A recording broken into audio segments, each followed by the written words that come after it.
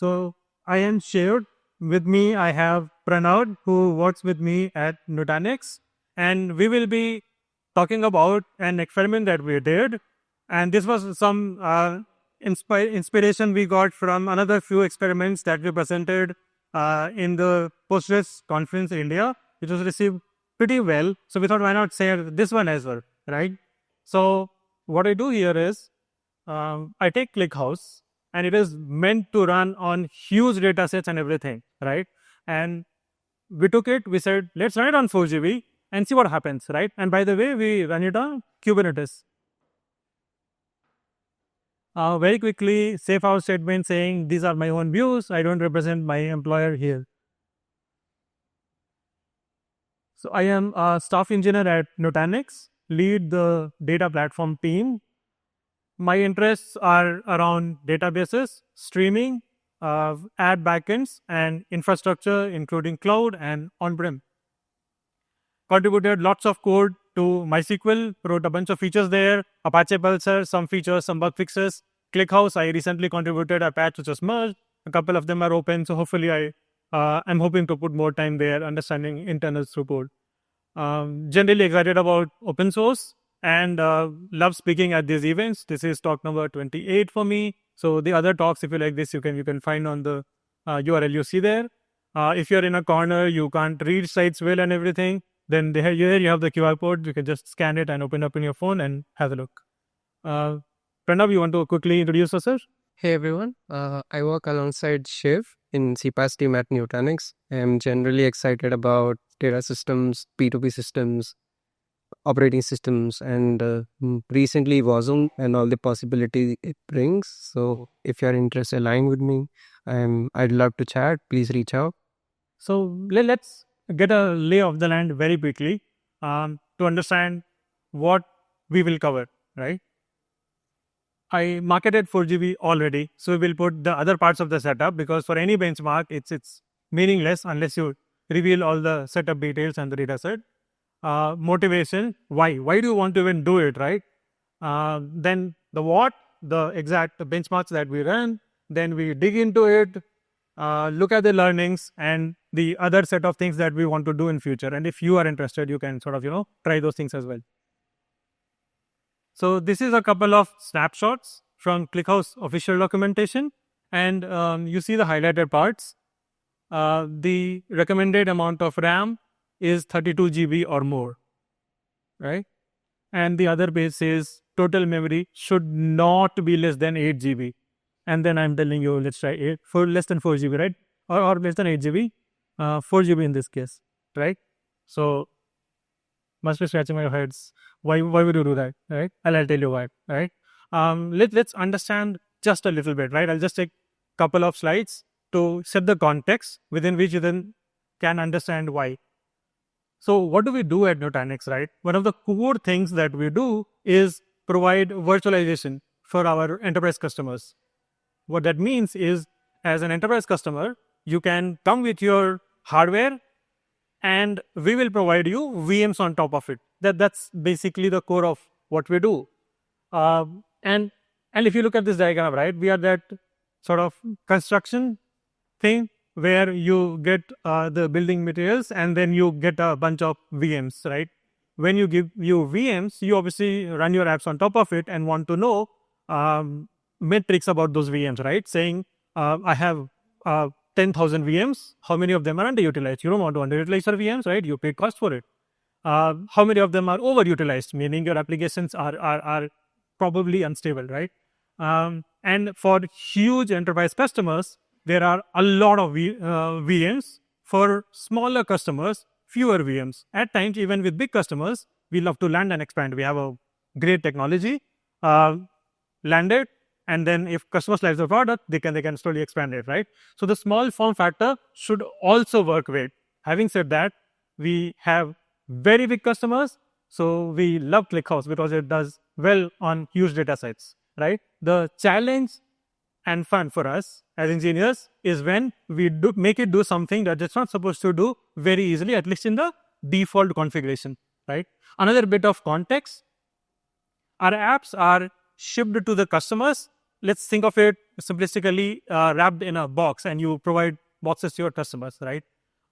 This is about one product, for instance. Among the other tools hidden within that UI, you have ClickHouse sitting there, the point of interest here. Obviously, it must run reliably on customer hardware where we don't have access. And by the way, it should obviously, like I said, run on very tight memory constraints for smaller workloads, right? If it doesn't work there, we want to expand anyway. So I talked about smaller deployments, resources are limited, and that is why we had push from the architects of that product saying, as ClickHouse subject matter experts inside Nutanix, can you guys, try 4 GB? And initially we're like, no, come on, we send that documentation link, but who cares, right? If there's a requirement, you go and try at engineers and try to see what exactly happens. And then that's not the only use case. There are a bunch of other things. For example, I'll show you one. So one thing we want to do before we actually start using it on every customer is run it for our dev environments. As a big company, we have a lot of developers. Developers get their environments so they can play around with their stuff, bind their application to a database. Somebody is interested in using ClickHouse, they can play around, write a bunch of queries, connect to their app and whatnot. Similarly, a lot of test environments, right? We have software inside our compute team, which can just, on the click of a button, make a complete environment for a product, right? So you give all these things. You want to make sure that with so many environments, if you can cut resources, it will multiply, right? So lots of savings. And this is within our control, right? So we'll first try these things here. This is how ClickHouse runs at our place. I talked about the hypervisor on your hardware, which will cut you VMs. On top of those VMs, you have a Kubernetes layer. So, Kubernetes will then its own magic of bin packing. You have no idea where the ClickHouse pod or any other pod is going to be located. So you can make assumptions like, I'll get the full machine, I can't always vertically scale. So we have those constraints that we have to live with. Proof of the pudding. This is the dashboard. You don't have to look at very specific things, but this is powered by ClickHouse. And like I said earlier, you can see that there is CPU usage, memory usage, and a bunch of other things. Warning, right? Benchmark size, all benchmarks are stupid, right? At least do your own benchmarks. But let's go look at the fun, right? All the setup, like I promised. I'll not go through everything. You can go through it later. I'll share the slides. About the data set, I want to sort of be sure that I make it clear. So you have 5,000 entities. Entities could be VMs, disks, or anything, right?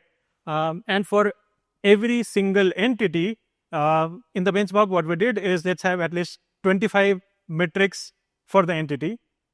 And let's keep pumping more metrics for every entity up to 1,000 per entity, right? So at max, in every 5 minutes, you could have 5,000 into 1,000, 5 to 10 raised of 6 metrics being inserted at least, right? And a bunch of other things. In the previous talk, we had seen some love for metallized views. We share that love. Metallized views are amazing, right? And we basically keep pre-processed hourly grain, daily grain, those kinds of things on summary of those metrics across the last hour or something like that, or any specific hour, any specific day, right in the metallized view. At the time of insert, it's made in the async form.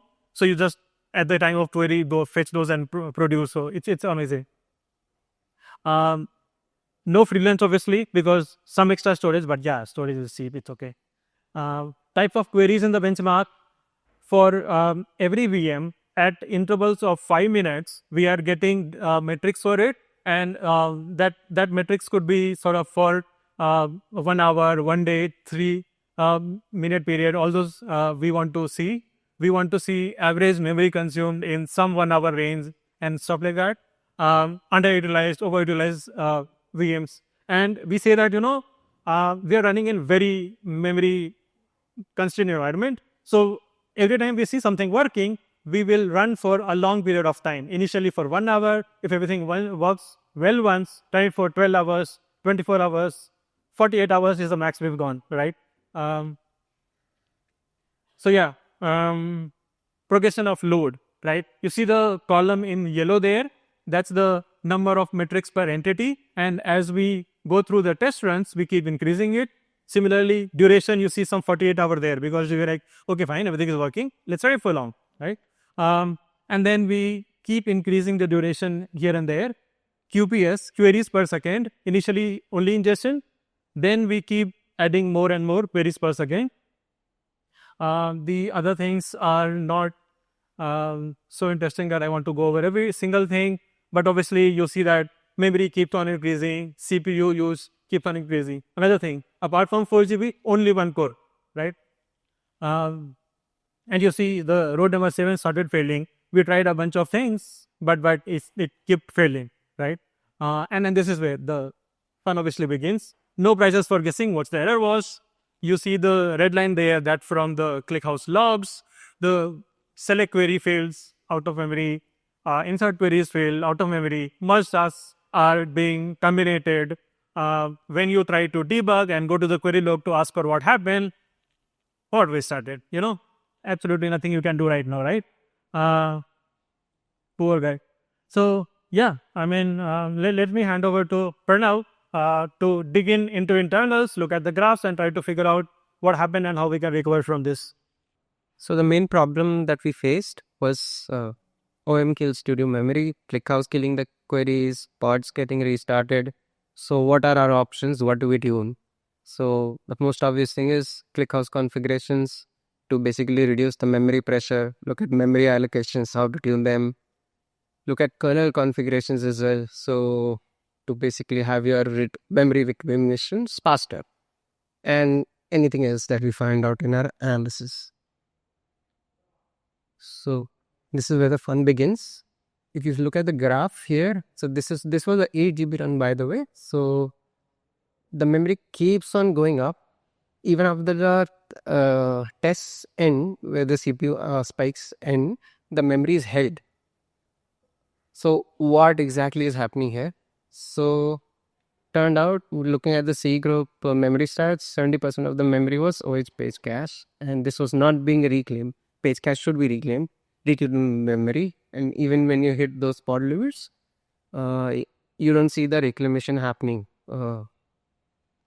So one obvious thing to tune is kernel configuration. We found out that this vm.swappiness could help, but we tried to restrict ourselves to the userland, that is with the application of the kernel, ClickHouse process level, because of the nature of our deployment. But if you want to read further on some of these things, we have references for you. You can always go and dig deeper. The second part of memory analysis was how to reduce RSS. For that, we tuned the ClickHouse memory allocator, and that did bring down the RSS slightly. But the main problem was the OH page cache was growing aggressively, and because of that, we saw queries being killed. The third and the final thing that we stumbled upon in our memory analysis was transparent huge pages. So huge pages are basically a performance optimization for applications which basically allocate large amount of memory. What this means is that the kernel is doing some magic for you so that your memory access becomes faster, but turns out that this is not a very good feature for database servers. And why is that? If you want to explore Dick, there's a link below. You can go and read that. It's a very interesting read. It's a benchmark for Postgres with and without THP enabled. So it'll give you a lot of insights. So how did we stumble upon transparent huge pages, by the way? So when you look at the spike, the pointers, and you look at the CPU, there's nothing there, but the memory still spiked, right? What happened? So initially I thought that this is some background process because merges and all, everything. I looked at their logs, I looked at system tables for introspection, couldn't find anything else. Finally, I looked at the anonymous pages that the C group was reporting as allocated, and the jemalloc, the ClickHouse allocator stats. So there was a huge mismatch between what the allocator stats said and what the actual anonymous pages. From what I remember, it was around if the allocator said I allocated 800 MB, anonymous pages were around 2 GB. So the cause of this mismatch was that kernel was automatically promoting some of your normal pages, 4 KB pages, to 2 MB huge pages, and that is why you see a spike here. So once we disabled THP, then this spike basically went away for us. Now, what exactly did we tune?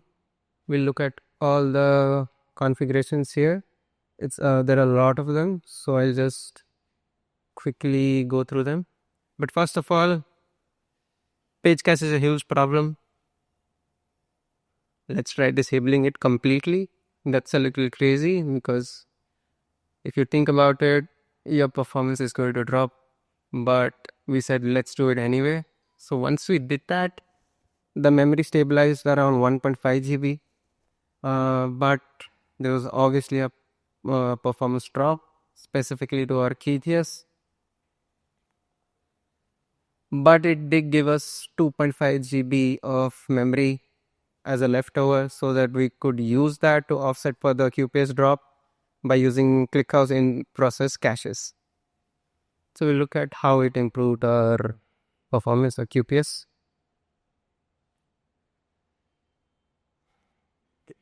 So if you take ClickHouse out of the box with default configurations and try to run it in 4 GB, in an idle state, it is going to take around 3 to 3.5 GB worth of memory. Now you cannot start your benchmarks when your memory usage is that high. So just to get started, you have to disable a lot of log tables. We had to adjust the asynchronous metrics update period. After we did these two things, the memory usage in idle condition or the idle state came down to around 800 MB, and that is where we began our benchmarks.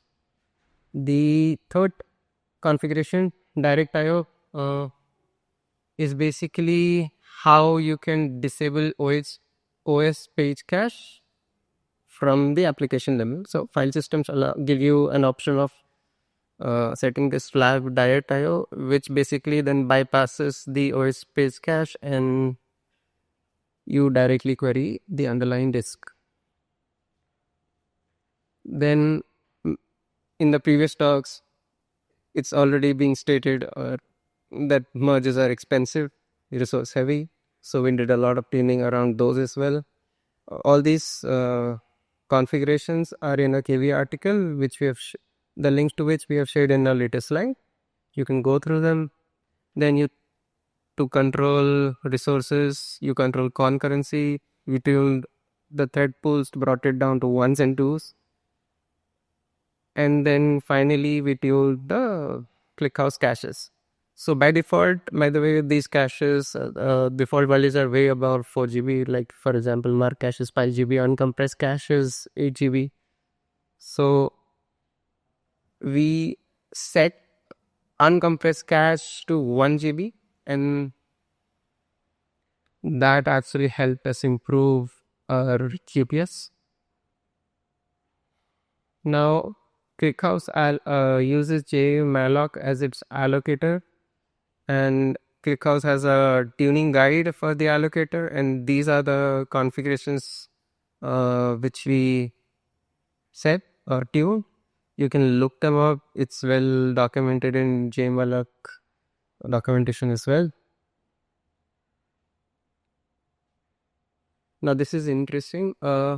So why is nothing being reclaimed by the kernel when you hit pod limits? So essentially that feature was added in C group v2, and Kubernetes added support to use that in 1.22. But that feature is still experimental, is not being promoted to being production ready because of some limitations with how kernel reclaims memory for a C group under stress. So, but just to show we covered everything, we've included this.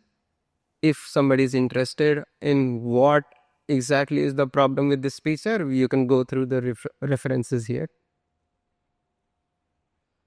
Now, finally, having done all of this, we were able to run ClickHouse in 4GB for our benchmarks.